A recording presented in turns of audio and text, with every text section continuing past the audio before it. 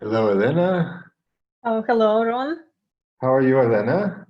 Fine, thank you. I'm going to. What's the matter? Is there any problem with other people? No, they're coming in. Ah. That should be Valeria. Hello, Valeria. Hello. And I think now Marina is coming in. Hello, Marina. Welcome. Welcome to Marina. And now it is Olga, I think. Hello, Marina. How are you, Marina? Hello, Elena. Christina is coming in. Hello, Christina.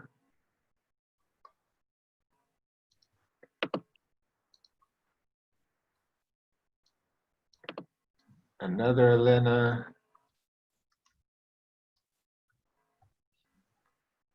Hello, Lubov. Hello. Hello, Elena. Oh, Hello, everybody. wow. And hello, Marina. Hello. Svetlana is coming in, I think. And Irina. There's Svetlana.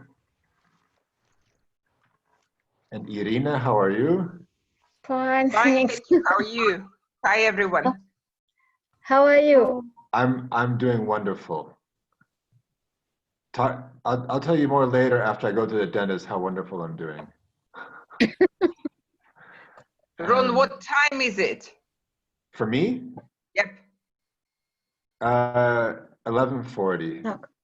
Okay, not bad. I'm switching No, off my video because the connection is poor. That's fine. As long as you can hear me and I can hear you, that's fine at some point. I'll assume that you're not wandering off to the garden having tea. And Ludmila?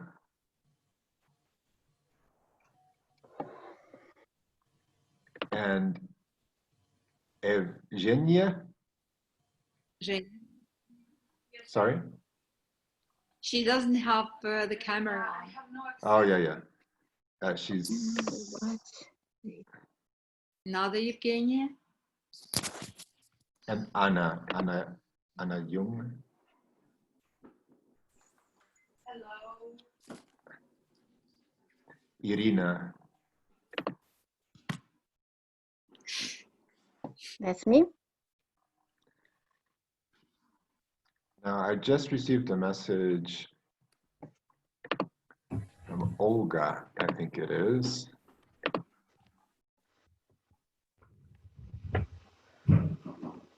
And I think Olga, for some reason, did not receive the link. Yes, she has some problems with registration and... Let me see if I can find an alternative way to invite her into the meeting. I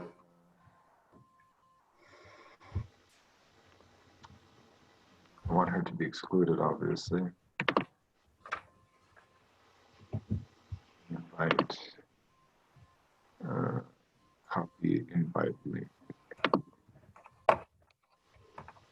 Just a second. Olga. It's Olga Gertsen. I just sent her a message. Hopefully she'll receive that. Skype or Zoom.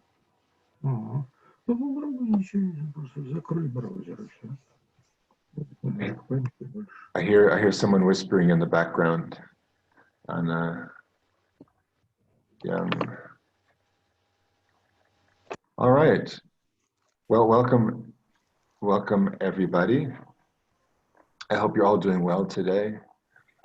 I realize that in these meetings, a lot of people have their microphones off. And then I don't know, often you don't have the verbal feedback that you normally would have in a classroom environment. So nods are good. If I tell a joke and nobody has their video showing, I'll just assume that it was funny. That's the best I can do. All right, well, I have a presentation prepared today. And just so you know, this is actually being recorded right now. So I intend to record all of our sessions. And I will make those available just in case anybody misses a class. And I'll talk about that a little bit later as well. Before I begin, I also want to thank those of you who completed the form, the Google form that I sent you, which helped me kind of get a really good idea or better idea of the makeup of this class in terms of your different levels of proficiency and what your expectations are and what your experience is. And so I'm going to invite you a little bit later today to share that experience. I see Evgenia has a guest there. Is that how you pronounce it? I'm going to probably mess up your names until I get it correct. So, I mean, some of your names are pretty easy. I mean, relatively speaking, like Irina, okay. Valeria, okay. Actually, there are two Irinas here. Then I can just say Irina K. I'll think of another nickname later, and Irina Y. And then we have Valeria, which is easy for me to pronounce, and Marina, which is easy for me to pronounce. Christina, which is the name of my niece, my goddaughter, is also easy to pronounce. Elena is easy. And then maybe we get to the ones that are a little bit harder for me. So for example, is that Evgenia or Evgenia? I think that you can call us Eugenia. It's Eugenia. Okay. So that helps. And then we have a Eugenia L and a Eugenia K. Lubov, I don't know if that's correct. We have a name here that's in Cyrillic. Yes, Lubov is correct. Thank you. Good, good. Please help me with this one here. Olga. It is Olga. Uh-huh. Yeah, Olga. And I think there are two Olgas. So this will be Olga 1 for now. And Lyudmila, is that correct? Yes, yes. Okay. And the Mila is short. Mila, okay, that helps. Yeah, Thank if you. want. Yes. Yeah, Mila is nice. They're both very nice, but Mila is probably easier for me to pronounce. And then we have a Svetlana here as well, I believe. And do you prefer Svetlana or Sveta? Up to you. Doesn't matter much. Okay. Which is easier for you? It doesn't matter much. Okay, Sveta is shorter. Yeah. As we get to know each other better, we'll, become more informal, and then I can say Sveta. But for now, I'll be more formal and say Svetlana. And let's see who else we have here. I guess that's it for now. Did I miss anybody? I mean, I think Anna is obviously, it's a really nice name to pronounce for me. And everything else is and I know a few of you I've talked to before. Okay. So I have a few specific goals for today. Let me just pull up my presentation so you can see what those are.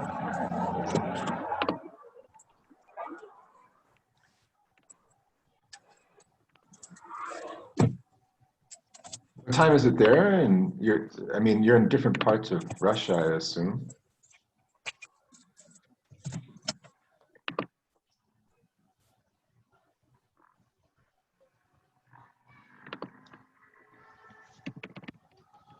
Is it a nice summer day?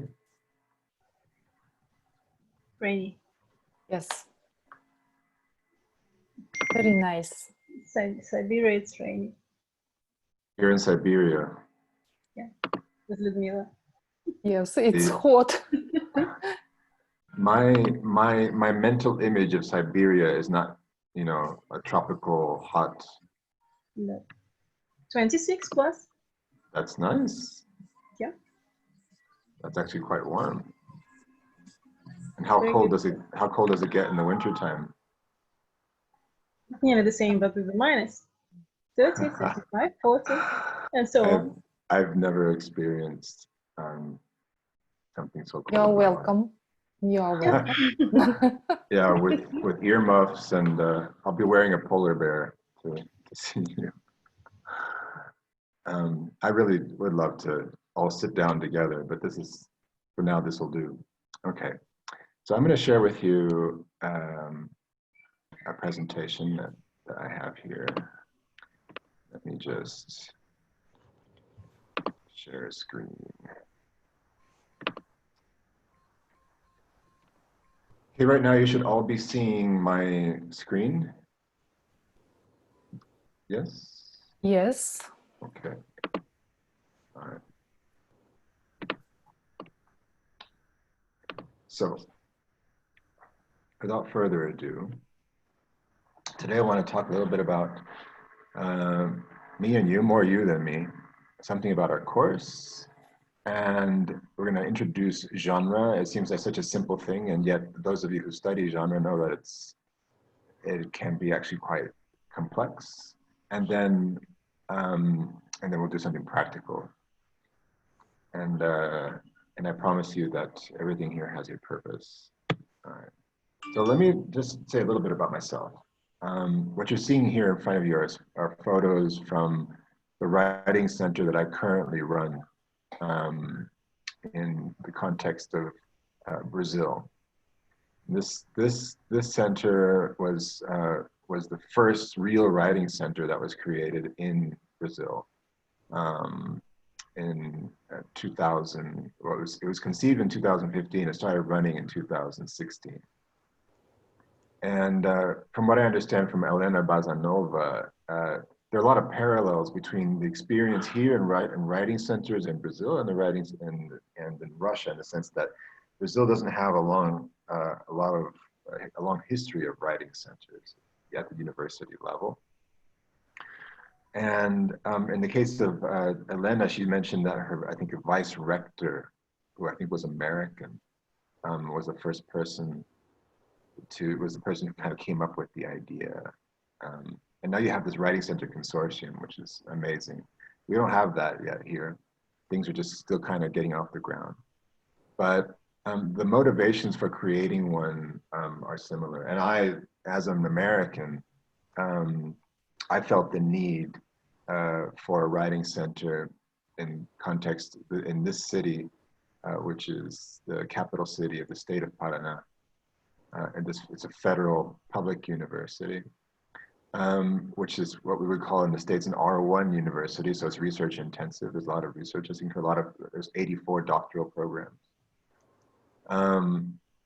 And there's a lot of scholars who, just like in Russia, feel a lot of pressure to disseminate their scientific research. And yet there wasn't, I had conducted research that indicated that there wasn't a whole lot of support for these scholars. Moreover, the little support that there was, and we'll be talking about this in this course about the different types of support that exist. The little support that there wasn't really well articulated or centralized in the university. It wasn't like a central institutional action. What you had was a number of different programs and professors that scattered around and gave individual workshops and individual courses on writing. But as you'll see in this course, such interventions tend to have limitations because of the very nature of the writing process. It is a process of development. it's an iterative process that is not something that you can just read a book about the formula of writing, how to write something formulaically, or just simply take a 30-hour course or something and hope that you can suddenly become an academic writer. Writing is this iterative, reflective process, and there was no center at the time because I arrived in 2015 that could offer that kind of process-focused support. And that would move writing, as writing centers do in the United States, from the concept of being alone in a room and just writing you in front of a screen to something that is socialized, where dialogue happens. And I'm not sure what the writing center concept is in Russia, but that's kind of our own mission statement. And we'll come back to that theme of the mission statement. For our writing center at the university. And we started with purely, almost exclusively professor support and postgraduate support. And now we're kind of moving down into the undergraduate levels. But I was curious to see, and do you have any questions about that, about the center at all at this stage? I mean, let me see you guys again.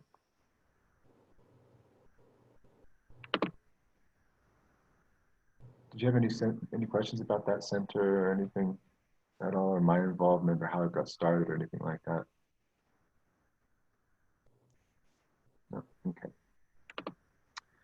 So,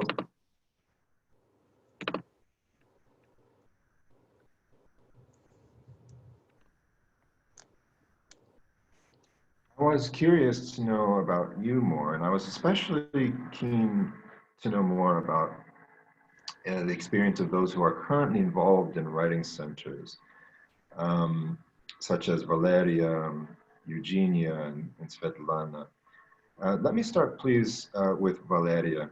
Can you tell me a little bit about what your role, first of all, what your writing center is like right now, what it does, what it's like, and what your role is there? Can you hear me? Yes. Okay. There is a so-called Real Writing Center, which is called the Center for Academic Writing Impulse, and we even decided to call it Impulse, as we see our mission is to help and support the university scholars and research in creating their research papers. And the center was established in 2016 because the university became a participant of Russian Academic Excellence Project. And that's why there was a need to provide some assistance to university scholars so that they would be able to get published in international journals. And it was a challenge, and during our previous meeting, you asked us many questions. And actually, I suppose with with many colleagues of mine, from time to time, we discuss all these questions, especially when writing centers started appearing in Russia, right? And we were trying to help each other. And when our center was established, the first steps which we decided to do is to organize some training for English language teachers so that they will be able to shift from English language teacher to teacher trainers, kind of, right? Mm-hmm. So, and then we conduct some workshops, seminars, and different courses for the university scholars. And my current position is the director of the center, and also I work as a tutor, so multifunctional, right? Yeah, not like that. You're a real director and you manage, right? Mm-hmm. Yeah. Okay, and we have been working with university researchers and also organize some training with invited experts, Russian and also international one. And now today there are many international researchers working at the university. So sometimes we organize joint events for our university researchers, so that it will be a kind of collaboration and experience change, right? And also we not writing center, but as we train some English language teachers, and now they conducted some courses on academic writing for undergraduates and for master students, right? Very interesting. So, yeah, and right now, for example, I'm planning, and maybe I will ask you for advice or support, and we will be able to discuss during our course, because I'm thinking of a kind of writing across curriculum within a special master program, which is completely delivered in English, right? And so Very that's interesting. why, yeah, we are trying to, I'm trying to come up with some ideas how we might organize. Well, I'm sure we can together. I mean, Valeria and myself, but I mean actually all of us. I'm sure we'll have lots of similar challenges and experience. I will definitely do my best to try to, you know, do my part and contribute to that. But the other area, I sort of wear two hats currently at the institution where I am right now. One is the Writing Center Director, but I also am involved in what's called the EMI program. I created that program. And so, and there's, as you know, there's kind of an overlap between those two things. Yeah. And actually, right now there is a, sorry for interrupt you. There is also a project with European partners focusing on EMI. So it's a kind of EMI and CLIL. That's why we are thinking about how to organize for students in agriculture disciplines. Right. It's kind of ICLHI, integrating content and language in higher education kind of thing. Yes. Yeah. So, I mean, that's Valeria's experience. And how do you say the name of your state university? Tumen State University and Tumen State University, and also the University of Tumen. Actually, there are two names, and sometimes we don't know which is right, because earlier it was just Tumen State University, but now many people use University of Tumen because it sounds shorter and sounds more international, maybe, kind of. Well, there you have a really good example of the genre of university names and how something so small can be so strategic, because, okay, it seems silly, but if you change the name, obviously the authors of scientific papers, they have to sign their institution affiliation. Yes, and that's right now they can use both, right? They can use both, but we are a kind of in the process of rebranding, you know, it just. Our authorities are very ambitious, and by the way, our former rector is now the Minister of Science and Higher Education. Oh, good. So that's good for you, isn't it? Yeah, and he was the person who supported the idea of creating Writing Center.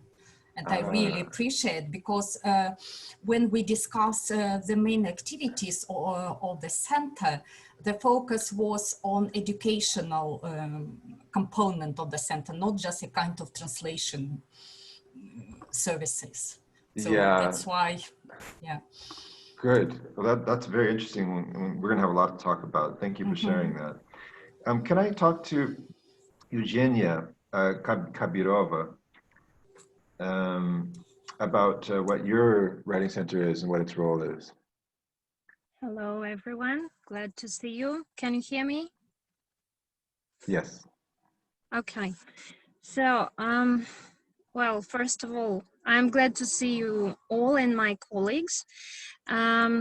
Concerning my work in the academic writing office, I'm a director, but I'm rather new to this office.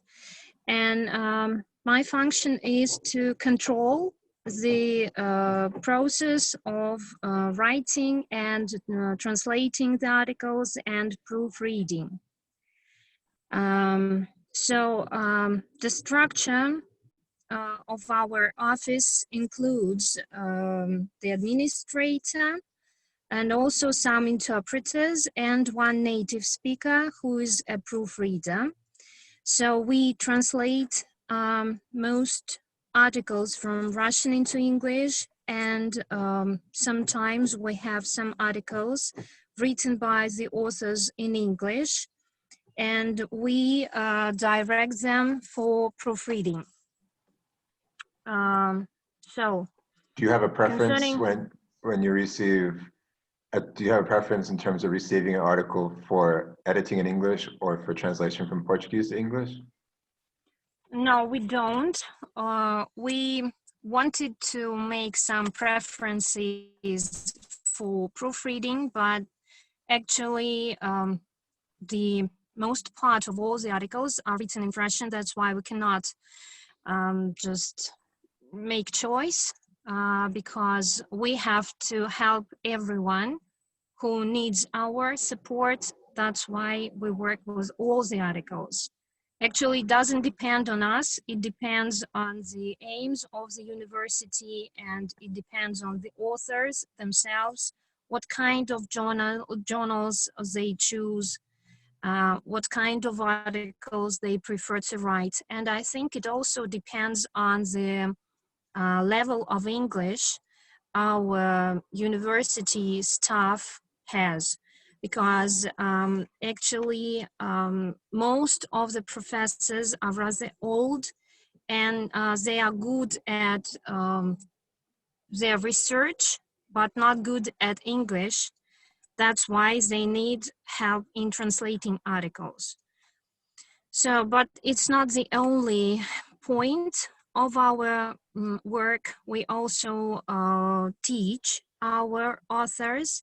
We have courses teaching different levels of academic writing, and they are targeted at, they are aimed at different categories of listeners, beginning from elementary level when we teach in our native language, just giving the basics of academic writing, and so also advanced level for those who have good command in English and who can so go deeper into details of academic writing.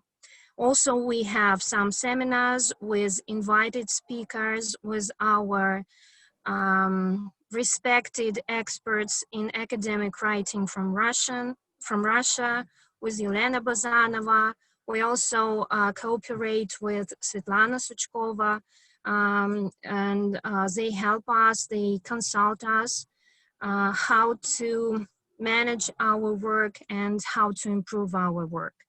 So briefly, that's it. Thank you very much, Eugenia. And you can see just from the first two people that I spoke to, you do see some similarities there, but the realities are different. Whereas I think in Valeria, you don't do translation at yours, and then no, in we Eugenia. don't do. Yeah, we also provide some individual consultations with the authors who write, and also conduct some workshops and seminars. We don't do translation. And I wouldn't put a judgment on any of those things, or one that there's a right way or a wrong way. I just see that you two have basically responded and been sensitive to the needs of your particular academic communities. So in the case of Eugenia, it seems that, as you say, there's a bulk of need for people to translate, and so that's what you're kind of, you create, your center tries to give that support to them. You might, I don't know, we'll talk about this at another stage, but maybe you have to, at any rate, help the authors in the original version of the manuscript anyway before it goes to translation, I would imagine. because obviously there's no point in translating something that doesn't stand a chance of being published, or if it's not good quality. And there's something else I wanted to say about that, which is that translation. I'm in favor of, I'm not against translation. The only thing that I think about translation, one thought that I have about translation is that it can be a barrier to international co-authorship collaboration. So if you have a team of authors in one lab, let's say 3 or 4 authors working on one research area, and they do it all in their native language, then obviously that means that it's more difficult to have an external author from another country collaborating, because they're not sharing a language with which they can, or maybe that person has a specific role that doesn't involve any writing of the manuscript. So in that sense, it kind of, relying on translation alone can be something that is not conducive to kind of internationalization, which seems to be a big important thing for so many universities these days. But we do translation as well at our writing center, so I know what that's like. And then Svetlana, you also are an academic writing center director. Could you talk more about that? Right, ours is the oldest academic writing center in Russia. It was established in 2011, and that was the initiative of the university authorities. We work in 4 capacities. First, as a research center, because all our services are based on research, which we conduct every year in different directions. As an educational service, we provide 10 courses annually, blended face-to-face online, which are graded by the level of proficiency. And we offer 20 workshops per year on the topics which our clients would like to have workshops on. The third capacity is we serve as a consultancy service. We provide 32 consultations per week, and these are individual consultations with authors. And also we serve as a resource center. Our newest project was a school of trainers, and I'm very proud of that because we just finished it. It was just a new project, and we have just 9 people who are going to be trainers for our academic writing center. That was a unique program which helped us to employ the trainers with adequate skills in order to meet the needs of our clients. So we work with researchers and teachers. That's about it. We provide internships, and I'm glad to see Zhenya here. Hi, Zhenya. She was our intern last year. Eugenia Lebedeva? Khabirova. That Eugenia, Evgenia, yeah. who just spoke. Yeah, who just spoke. Oh, she was your intern last year. Yep. Well, that's great. Congratulations. It sounds like it was a very successful program. And how many interns do you have? So far 2, because that's only that's a new program, and the university supports it because all interns are paid a little bit for being here, and they are able to see all the in-and-outs of the center, see all the documents, participate in sessions, go to workshops, take courses, whatever. So you can ask Zhenya whether he's successful or not, but okay. Well, the fact that she's here is a good sign. And so have you been director since 2011? Nope. I've been with the center since 2016.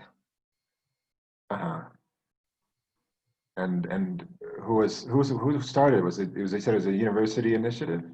Yes, that was the university initiative, and they employed a good guy who is well versed in methodology, and he started the center. But we grew immensely because they started with 2 programs only and with 4 consultations per week. Now we have 20 programs as courses and 32 consultations per week. So Wow. And now we've been growing very, very fast. well, congratulations. And probably now mostly online, right? I would imagine. Now online only because of the COVID. And Yeah. it took us only 2 weeks to transfer all the services into online services. Wow. Wow. That was just a very hard time. Yeah. Although I hear that you have a vaccine now. Oh, really? We do? I haven't heard about that yet. I heard it's called Sputnik or something. Oh, really? Yes, Good to know. yesterday we got such news, right? Mhm. Good. Yeah. So that's good news, I guess. That's good. Yes, I it have coffee here. I hope you don't mind if I have a sip during.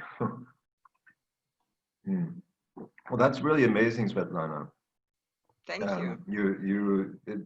That you have that experience and at the oldest center there, and you're going to have so much to contribute to this discussion.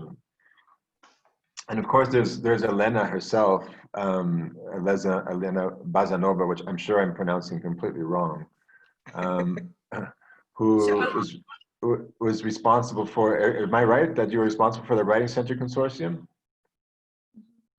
So I like the way you pronounce my surname. Foreigners pronounce my surname as Bazanova, and they like it better, like Casanova. And how do you say it? The second syllable is stressed, Bazanova. Ah, Bazanova. Yeah. Okay. And so I mean you started that center after Svetlana her center already existed. You started that consortium. In those days, that was not Svetlana who was directing the center, a different guy. But I started my center in 2015, okay, and that was something brand new for the university. And luckily for the vice rector of my university, Timothy O'Connor, who is American, and that was his idea to start this writing center. And so we didn't know much, and as far as if I'm not mistaken, in 2016, Svetlana, correct me if I'm wrong, we were nominated for the International Visitor Leadership Program, developing academic writing centers or something like this. I don't remember the exact name of the project. And we had a great chance to travel all over the US and visit great centers, Purdue Lab, at MIT, at Harvard, at Arizona. Colorado, Denver. Yeah, Denver. Altogether there were, all states, if I'm not mistaken, all major states. And after that, we decided that we do need to create this association of academic writing experts. And in fact, that was not Timothy O'Connor's idea, but that was the idea of Jerry Frank. And he was regional English language officer before Kelly. And that was his idea, his initiative, I'd say, to unite all those who are engaged in academic writing. And now we have this association. It's called Association of I forgot the name. Association of Academic Writing Experts, National Writing Center. Yeah, and our mission is just to help those who are willing to start writing centers in different universities. It's not a fast, process, but slowly but steadily it is progressing, and more people, they become more aware of the necessity to have this service. Speaking about my center, I cannot explain why, but I decided not to attract language teachers to work as tutors for various reasons. I have a different strategy. I select researchers, okay, university researchers, and I train them in academic writing for research publications, and then they work as tutors because they know the subject area, they know the content, and they can help both with the language and the content. And luckily for my university and for me, they do not charge any money because they do want to do this just because they are excited about helping others. And so I don't nominate anyone. Okay, those who acquire some writing skills and competences, then they express their wish to work as tutors, and they just help. We don't do any translations because that's a taboo. I never translate, and I'm against this kind of services, because when you have a great publication and then you're invited to participate in an international conference, you need to make a presentation. You need to speak about your research. And if you have someone helping you to translate your paper, then how can you get involved in this academic conversation? So they struggle with English, and that's better than asking someone to translate. Yeah. And everyone knows that, when they approach me and ask to translate their papers, I always say no. You can just do it in a few minutes, right? Just take 5 minutes to translate. And I will do the translation, but they will participate in the international conference, and they say, okay, I do the translation, let me go just instead of you. And they say, no, okay, then, learn the language, and then, bring your paper, dashing paper. I'm sure all of the participants here have had the experience of a friend saying, could you translate my abstract for me? It just takes 2 minutes. And it never takes 2 minutes. Yeah, because well, good writing is rewriting, we know, and we may have lots and Yeah. lots of drafts before we have something readable. So we consult and we deliver different courses, and so not only writing, but also public speaking, for scientific purposes, how to present at international conferences, Yeah. and how to prepare a CV, how to write a cover letter, different genres. And so there's always a need. Yeah. Well, I mean, yeah, you're clearly very active, and a lot of people know your name there. You have a lot of, you've done a lot there, and I really admire all of you who have been involved in writing, especially writing centers there, because you don't have this long tradition. You don't have a big community of practice like you would in certain countries. Obviously, the one that comes to mind first is the United States, because that's where writing centers got started. But that leads me to my next point, which is that,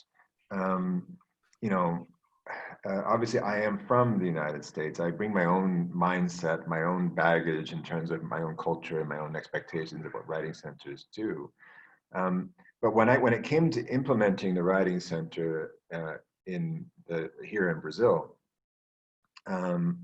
it wasn't, I couldn't just transplant an idea or concept from there and just impose it here. There were all kinds of cultural and institutional nuances that would make it sort of ecologically incompatible with my own concepts of what a typical writing center does. And so I had to adjust, and so the reason I'm mentioning this is that I think there's this kind of tendency to look towards what happens in writing centers abroad, especially in North America, and say, what can we do here? How can we do that here? But actually, those of you who run writing centers know that to there are certain peculiarities and local idiosyncrasies that make it so that you have to kind of recreate that reality to adapt it to your own institution. Valeria's experience, Svetlana's experience, Eugenia's experience, Elena's experience, their own individual writing centers are different because they're, I believe that they are appropriate for their own beliefs about what a writing center should be for their particular institution. There's no such thing as a recipe that will work for everybody. And so therein also lies my challenge, because I see my role here is to try to, in this course, facilitate as much of the ability for you when you end this and during the course and when you finish this course to be able to try something different, try something new, implement whatever's appropriate for your institution. Not necessarily prescribe some kind of work, a cure or a recipe that will work for everybody, because it won't.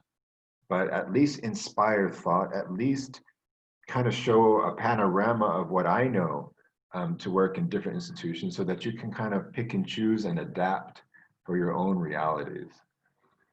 There's also a broad spectrum here based on the feedback that I received from you on the Google form. There's a broad spectrum of needs. So you have people who are currently in writing centers, but then you have a few people who kind of focus on other things, like even exam preparation for writing, that kind of level of academic writing. So so there's a broad spectrum as well, even within that. So that's a challenge, and I like a good challenge.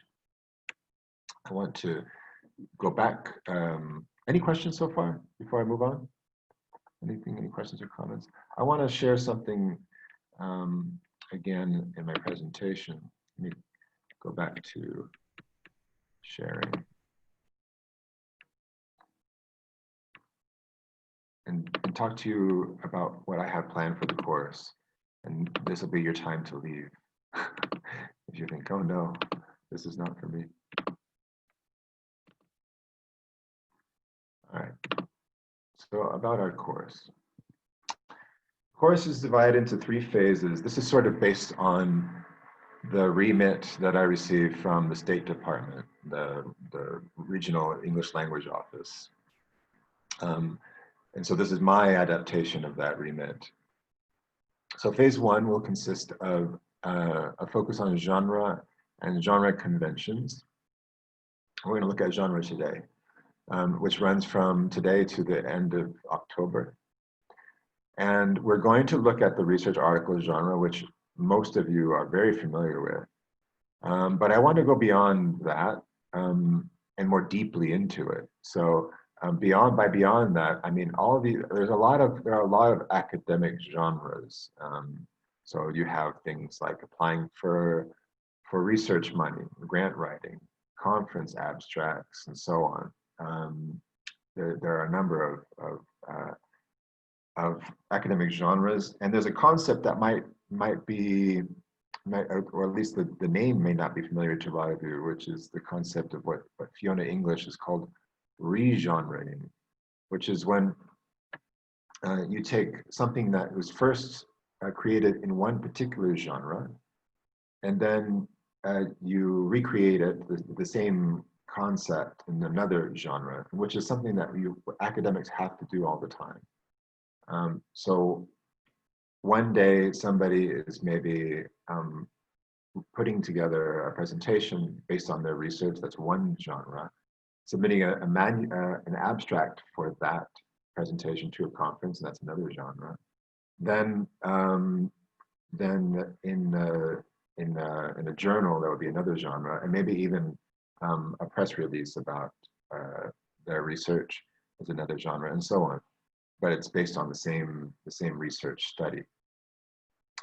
I also want to, and this is something I really enjoy very much, is looking more deeply into beyond the superficial level of the IMRAD.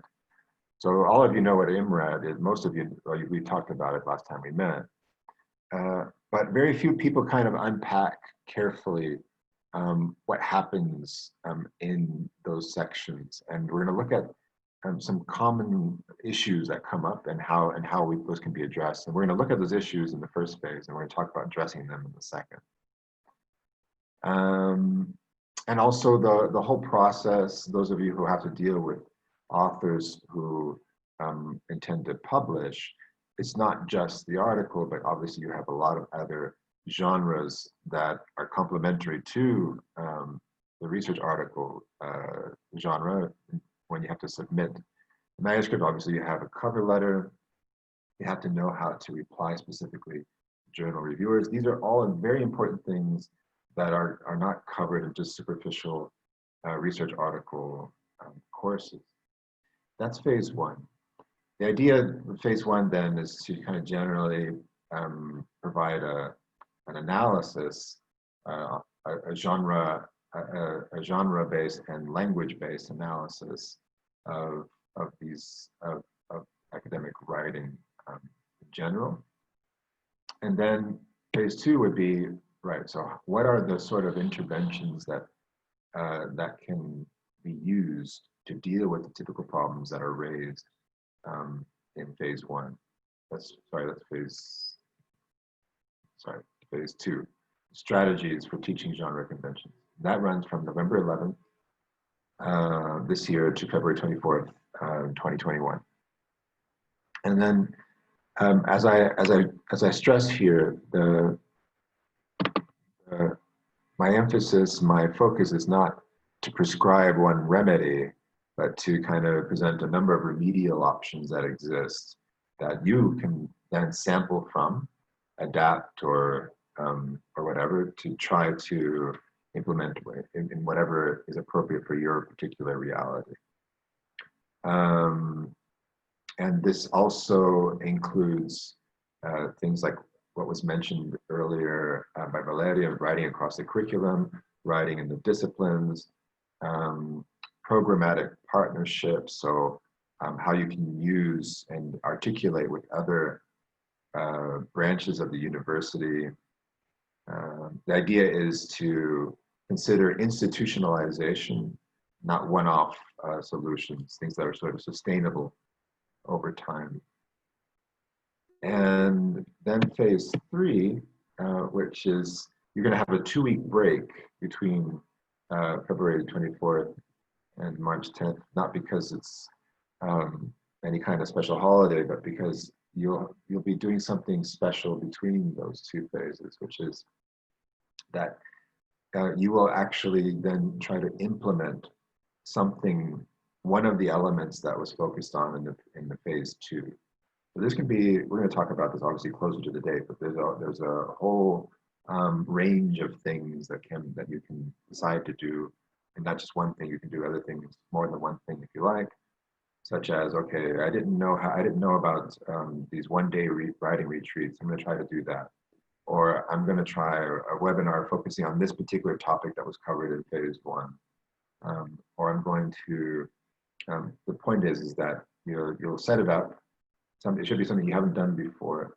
You'll set it up, and then you will execute it, reflect on it, and share it with us in different ways. And you'll have feedback from everybody, including myself, about those things. And that'll be the end. So phase one is kind of setting up the theory. Phase two is kind of setting up the pedagogy, and phase three is the actual practice. And one of you asked me this question, that during the class, where can I access the materials and session recordings in case I miss a class? And here I want to ask you a question in response to that, which is, I do plan on every session sharing the slides that I present to you with you right away, and you'll have that. There are, in the slides, as you'll see, there are reading links that are embedded in the slides so that you can just click on the links and go to whatever is mentioned there, cited whenever there's a link available.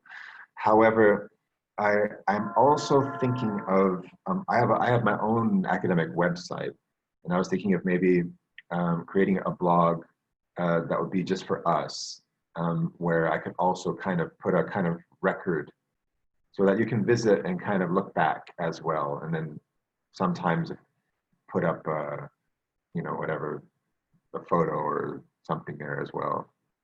So I just wanted to ask you what you think about that. Do you think that's something that you're interested in doing, or if you have any objection to that? If you have any objection to it and you don't want to share that right now, that's fine. You can send me a message. You don't have to decide right now either.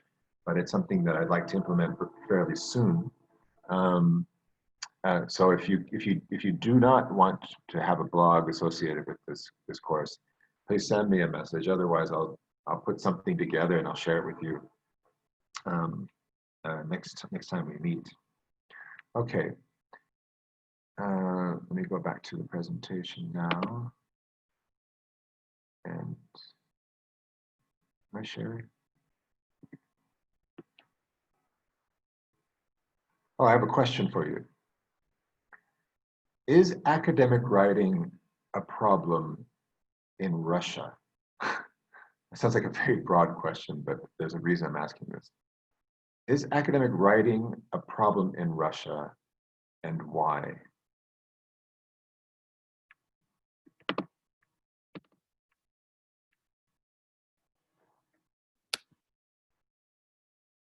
Is this the question to everyone? It's a question to everybody, and unless somebody speaks, I'll call. Yeah, okay. Waiting for the others.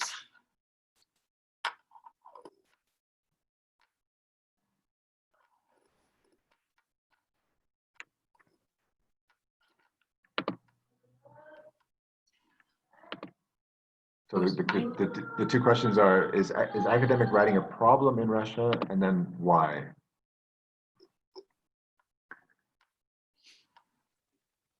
Marina. Can I answer the question? Oh, Eugenia, yes, please, thank you. Okay, so in my opinion, academic writing, so at present is a problem in Russia because the tradition of writing Russian research article is very different from writing articles in English. So that's why the first point is the difference between the style, the Russian style and the international style.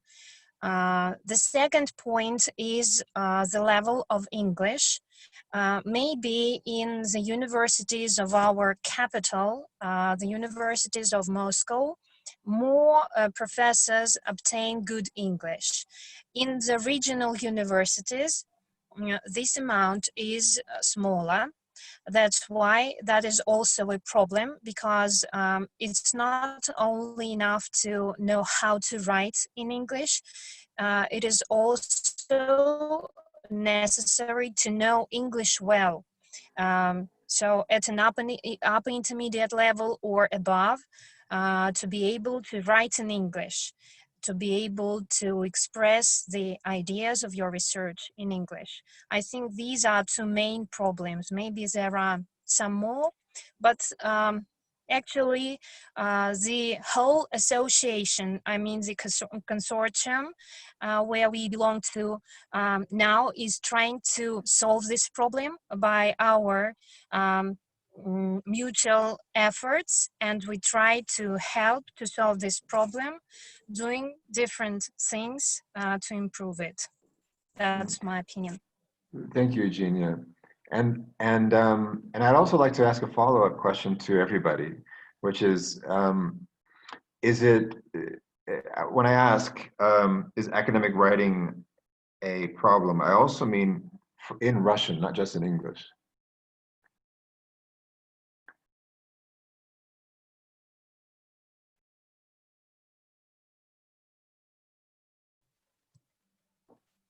Okay, may I add about the Russian point? Actually, you bring me to one more idea. We are not taught academic writing in our schools.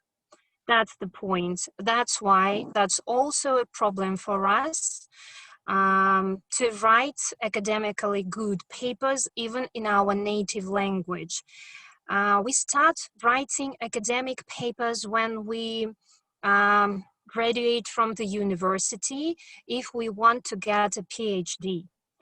And as for my experience, I had no idea how to write articles related to my research topic when I had to follow the steps of writing my PhD.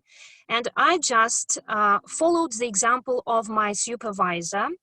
I looked at her articles, tried to copy the style, but actually my supervisor didn't teach me how to do this. And I just read a lot of others' articles and learned the templates of my long tool. That's the point. And that's really a problem even in our native language. Yeah, and I don't know if the other people agree with Eugenia, but it seems I can tell you that that's a phenomenon that I've observed in other cultures as well. And what you just described, this this taking someone else's work and then trying to emulate that style, some people have called that a kind of ventriloquism. You know, the ventriloquist who has like a puppet and doesn't move his own mouth, but moves the mouth of the puppet and tries to speak through the puppet. And when somebody's developing their own academic voice, and we're going to talk about that a lot, this authorial voice, there is often this kind of ventriloquism that happens. You don't feel like that's like really you talking. You're trying to find the voice that works for you or through which you're speaking. So, I mean, I would assume that what Valeria just said is probably something that is not just in her, not Valeria, I'm sorry, Eugenia said, is something that's not only in her reality, but probably shared by many, that academic writing is not something that's taught from early on. And then the students get to the master's level, they get to the doctoral level, and as if by magic, they're supposed to be able to suddenly be able to produce this academic discourse. And we're going to look at as well during this course is, you know, what is it that drives that academic discourse? I mean, is it just a matter of teaching a student a formula for writing, or is there something deeper going on that allows someone to become an academic author? And so I wanted to throw that question out there because I think in this course, obviously we're talking about English. All of you, I believe, are English professors. And ultimately, so many of our students, they want to be able to write, and many of them want to be able to publish in English. That's true. But is there some kind of underlying mechanism that is kind of shared by whether you're writing in Russian or in English that is causing, that may be the root of the problem of not being able to have confidence as an academic writer or a published author? So I wanted to kind of throw that out there because I think it's a very important question, that what we do here, of course, we're talking about English, but it's not going to stay in English. Everything that we do can and probably should have repercussions in the academic literacy of our clients in general. Okay, so I want to move on to genre. Okay, I'm going to go back to my presentation here. Share the screen.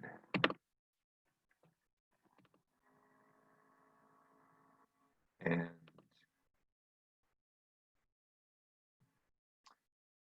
okay, now you must please forgive me if I'm talking now something that everybody knows what genre is and you can easily define it, but I thought it was worth looking at this before we get started so we understand that we're all kind of what we're referring to exactly.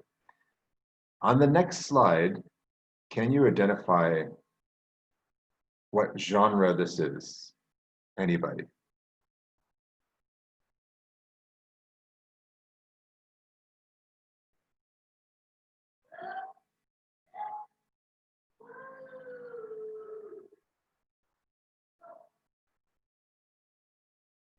No? Cartoon? That's what you mean? Okay, cartoon. All right, and let me show you a different one. How about this one? Comics? Like, no? Okay, so are these the same or the same genre or?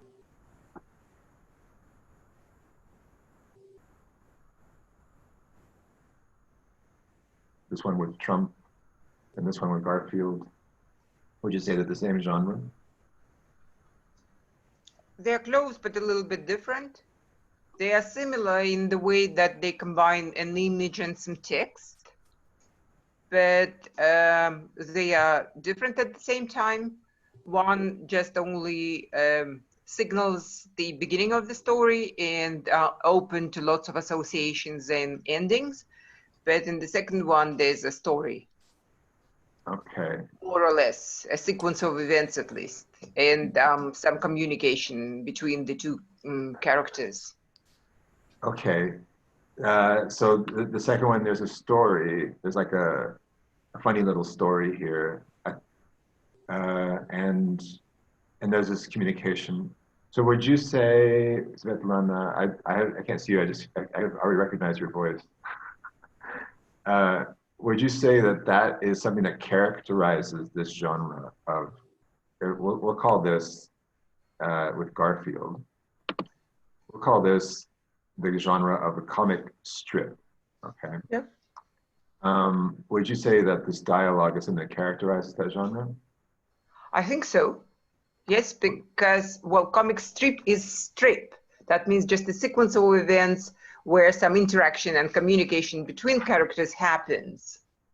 Yeah. Is there any overlap or commonality between this genre and this one here?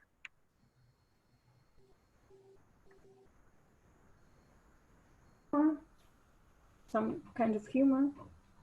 Okay, yeah, they share the intention of provoking laughter, right, or humor. They definitely share that. So there's a function, there's a social function attached to both of these. They're both created with the intention of provoking humor in some level. They're both hand-drawn. And there's a story in the second one. But this one here is the genre is actually what's called a political cartoon. You've heard of that before, right? And I don't know if you have political, I'm sure you have political cartoons in Russia.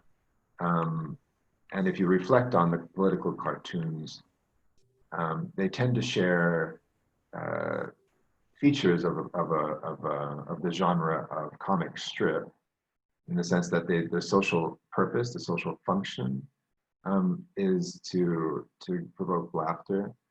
But they may or may not contain text, and I would argue that that's the same with comic strip. They may and may not contain text. And there's something else about the political cartoon, which is that it's almost always related to something, some social or political or socio-political phenomenon that is happening at the moment, and therefore the meaning of it is lost or it changes diachronically. So this here, if it was in a different time, let's say 20 years from now, it may not provoke the same reaction as it does right now, because this is referring to the 2020 presidential race that's happening, and the elections are happening in November, because we are in the middle of this pandemic. And so the reaction that we feel is tied also to this time, and political cartoons tend to do that. They tend to only have, they carry a particular meaning because they are involved, they are associated with something that's happening at the moment that they are produced. Whereas the Garfield one is not necessarily tied to particular time. So we could go on and on about, you know, the political cartoon genre and the comic strip genre, but I wanted to start here because it's, you know, something very simple, but also to show how genre is defined not just by formal features, but by other social features as well. And there are commonalities because they're both hand-drawn and so on, but you can characterize them as being different. They have different features that make them identifiable and category and able to fit into the category of one particular genre, political cartoon, and the other one, comic strip. A few definitions, and here I want to show you that I have, these are links to the authors, and when I send you the slides, you'll be able to click on the links and go to these sources. Okay, so their genres they have been defined in so many ways, but I chose a few ones here. That a typical one, the one that's cited a lot, is Carolyn Miller's one, which is that of a typified rhetorical action. That sounds very vague, which is why I started with a comic strip to kind of put that at a concrete level. But hopefully that you're beginning to understand that a bit better now through the differentiation, the disambiguation between a political cartoon and a comic strip. That there's something that's typical. There's something that typifies that rhetorical action. She also says that they're conventionalized social motives which are found in recurrent situation types. So there's something that it's these text types, they're conventionalized because they recur. The research article obviously is a recurrent situation type, and therefore there are conventions that are associated with that. The word recurring also appears in Polio Williams' definition. Recurring or characteristic textual, oral, or written textual responses to the requirements of the social context. So they're meeting a set of requirements, so to speak. And Ken Highland says that genres are socially recognized ways of using language. So that the political cartoon, the comic strip, you can recognize those because they have been institutionalized, they've been conventionalized, they're recurring, and you can recognize them because they are recurrent situation types. They're typified rhetorical actions, and they have features that you can recognize. Now, for us in this course, genre is pedagogically useful because of all these things. This is adapted from Ferris and Hedgecock 2014, which is that genre involves texts that perform certain functions. They gain, so in, let's say, a research article, the function is obviously reporting research. They gain legitimacy as a result of recognition. So you can the genre, you can recognize its features. They exhibit features that are determined by these functions. So in the case of a research article, which is typically broken down into IMRAD, introduction, method, results, and discussion. Those features exist because of the function of introducing the research, presenting how you did it, the method, the results that you got, and then your interpretation of those results, which is discussion. They contain prototypical and repeated formal conventions. So these are things that repeat, and therefore that helps with the recognition. They present formal expectations, and therefore success in terms of creating a genre or writing in a genre or speaking in a genre and successfully means also meeting those expectations that are shared in the communities. And they also have what are called genre clusters. Ken Highland calls these, or what Swales called constellations. I like the name genre clusters, which is that in an academic genre, in the genre of academic writing, for example, you have all these other sub-genres, you have the abstract writing, you have the grant writing, you have all kinds of things that I already mentioned today. And why these are all pedagogically useful is that it's not somebody coming to the writing center usually to say, help me with my sonnet, or help me write this, stream of thought prose. But it's usually there are specific conventions associated with particular genres, and if you are familiar with those conventions, then you can help the people who come to the writing center. It's as simple as that.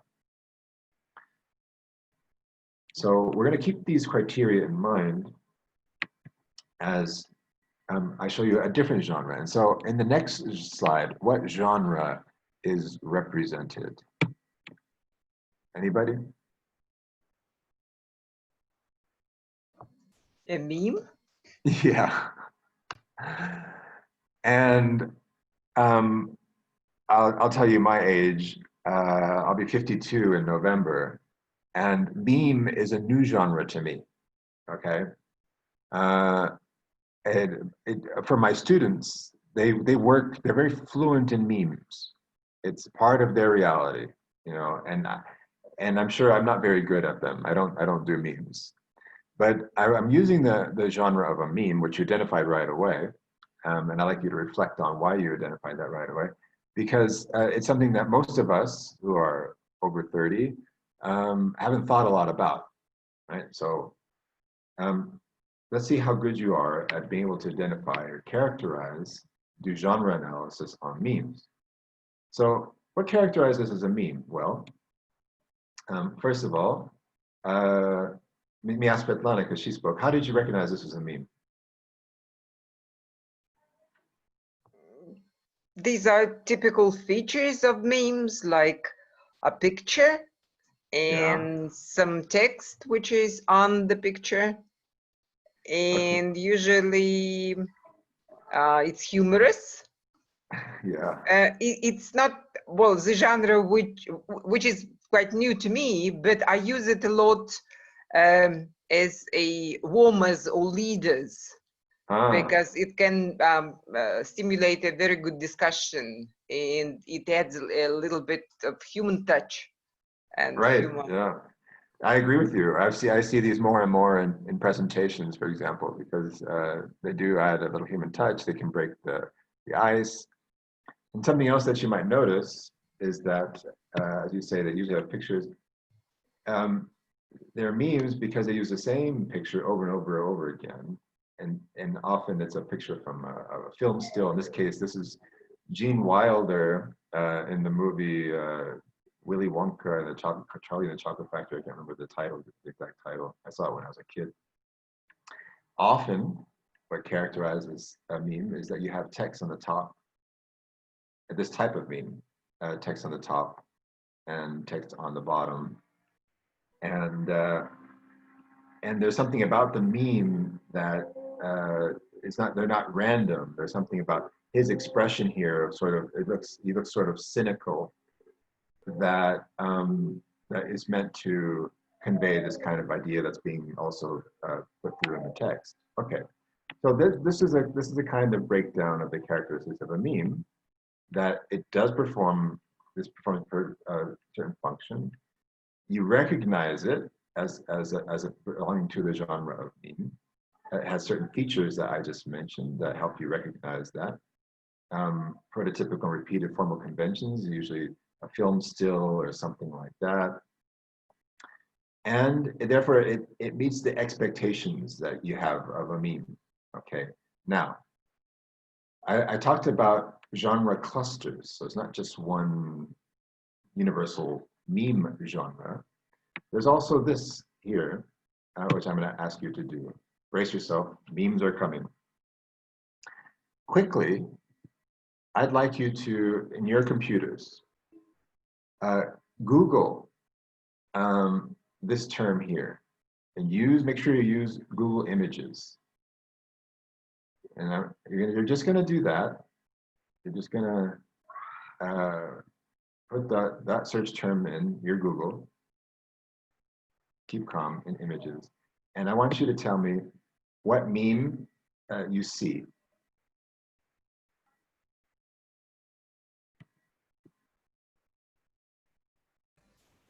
keep calm and carry on. Yes.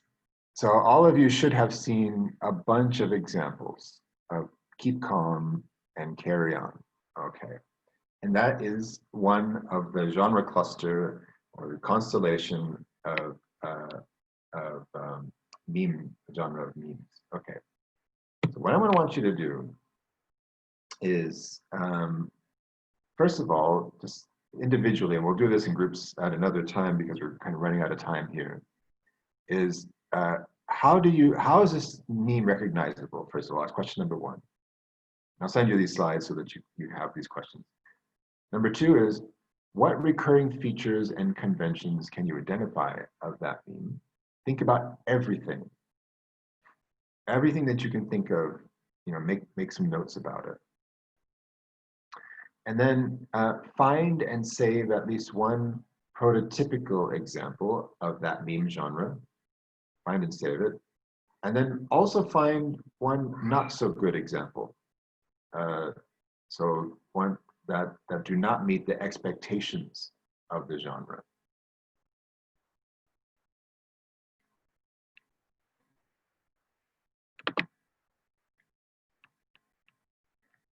Do you have any questions so far? Should we do it now? No. That'll be for homework. I want you to take time with this. You all indicated to me through your feedback that you're willing to do at least 30 minutes of homework, this is something very simple to do. It shouldn't take you very long to do it. I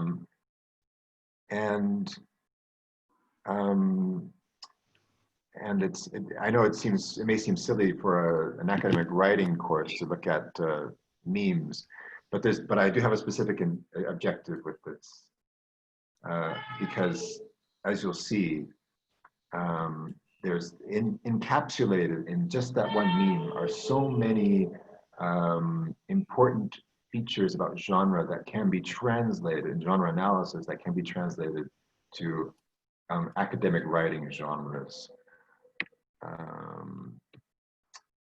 And before we go,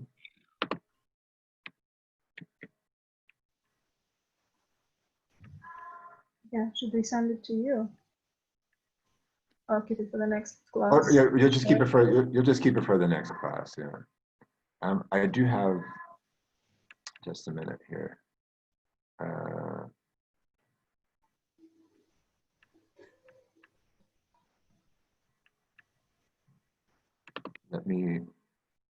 I'm going to send you the slides so that. Or at least the task. So that you have that. Sorry, and I'm making sure that you can access it because I just realized it's.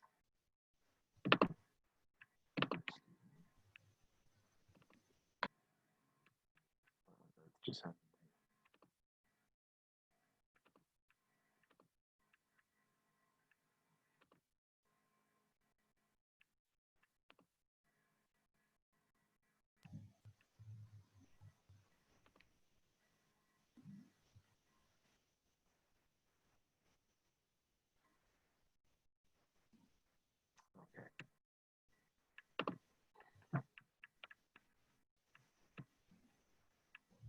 So I'm going to send you these slides.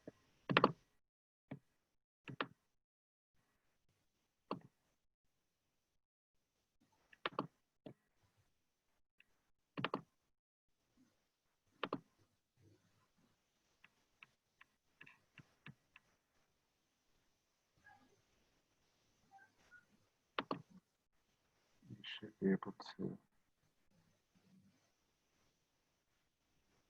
Okay.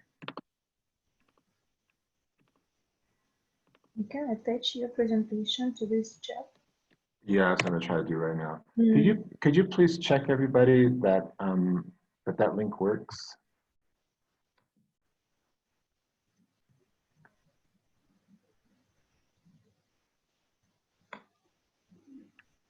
Yes.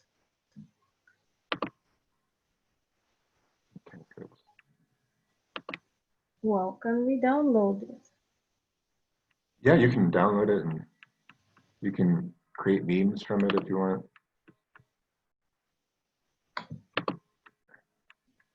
It's totally up to you. Now, before I go, I just have one. Well, actually, before I do that, first let me ask you: do you have any questions about today so far?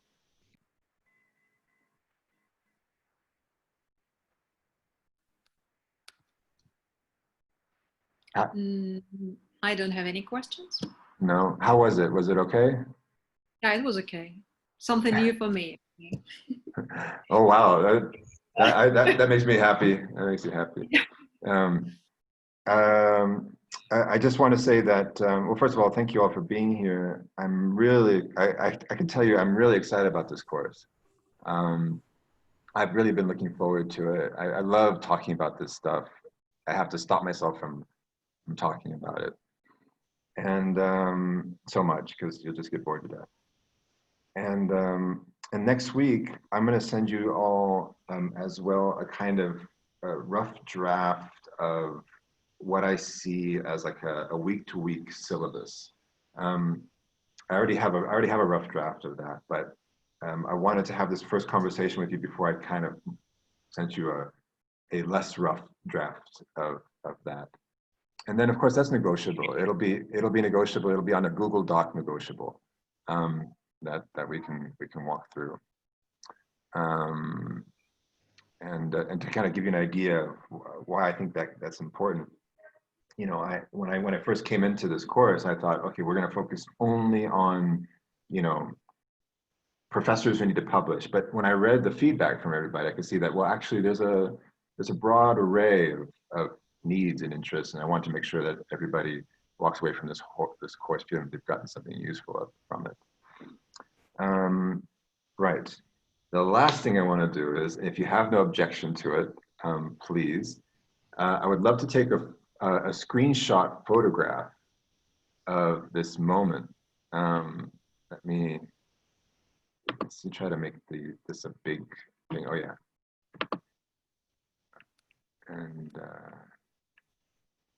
I don't know if I can take no, I can't do it that way. It has to be this way. Okay. So can everybody kind of turn on their, you know, put on perfume and turn on their video?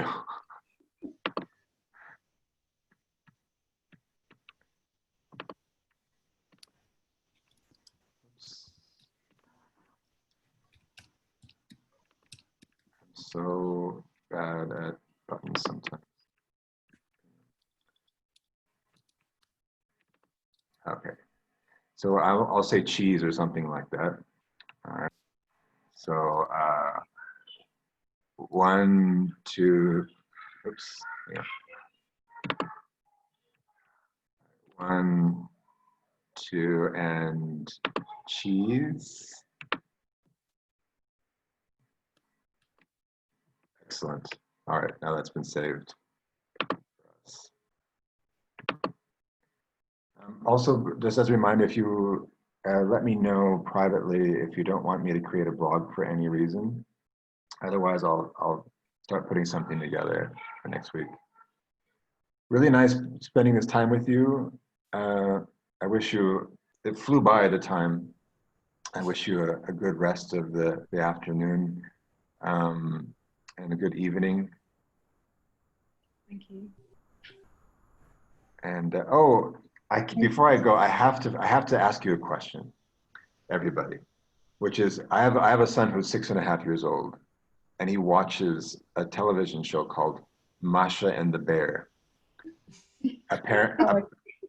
Apparently, it's Russian, and he asked me how to say Masha and the Bear in Russian. Masha и медведи. Маша и медведь. Маша И медведь. И медведь. Маша и медведь. Один медведь, да? Да. So, Masha и медведь. Great. Now I can tell him, because I promised him I would ask, so I kept my promise. Does he watch it in Russian or in English? Well, you know, it's funny. He watches it in English, but one day, this is a couple of years ago, he was on YouTube and he somehow got to the Russian version of it. And he was just watching it, even though it was in Russian. I don't think he understood anything, but he was... Very good songs. And apparently there's a Masha and the Bear theme park or something there. No? In Russia. There are lots of episodes. Yeah. Well, anyway. Maybe a theme park because it's quite popular with youngsters, but that's stupid to me. I mean, I don't like it. My granddaughter loves it, but I don't.